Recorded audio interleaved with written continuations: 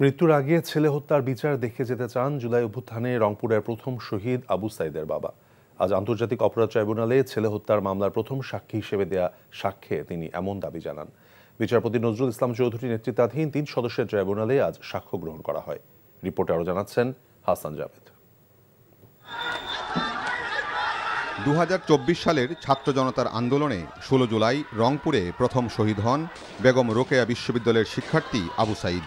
সেই হত্যার ঘটনায় আন্তর্জাতিক অপরাধ ট্রাইব্যুনাল 2-এ প্রথম সাক্ষী হিসেবে সাক্ষ্য দেন তার বাবা মকবুল হোসেন। সাক্ষ্যে তিনি বলেন, তার ছেলের মরদেহ 16 জুলাই গভীর রাতে বাড়িতে আনা হয়। ছেলের মৃত্যুর কথা বলতে গিয়ে কান্নায় ভেঙে পড়েন তিনি।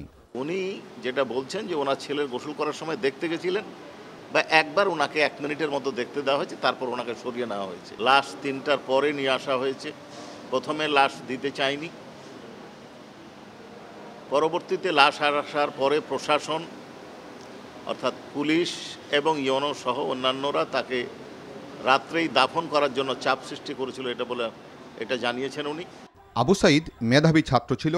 5ম ও 8ম শ্রেণীতে ট্যালেন্ট পুলে বৃত্তি এবং এসএসসি ও এইচএসসিতে জিপিএ 5 পেয়েছিল।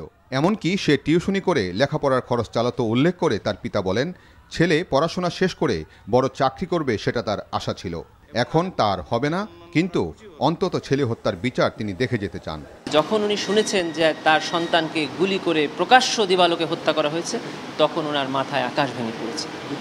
সেজন্যই উনি চেয়েছেন যে আমার ছেলে বড় হবে, এই স্বপ্ন তো আমি পূরণ হয়েছে দেখে যেতে পারলাম না। আমার একটি স্বপ্ন, সেটা হলো আমার জীবদ্দশায় আমার সন্তানের হত্যাকারীদের বিচার আমি দেখে যেতে চাই। সাক্ষ্য গ্রহণের সময় এই মামলায় গ্রেফতার 6 আসামি ট্রাইব্যুনালে হাজির ছিল।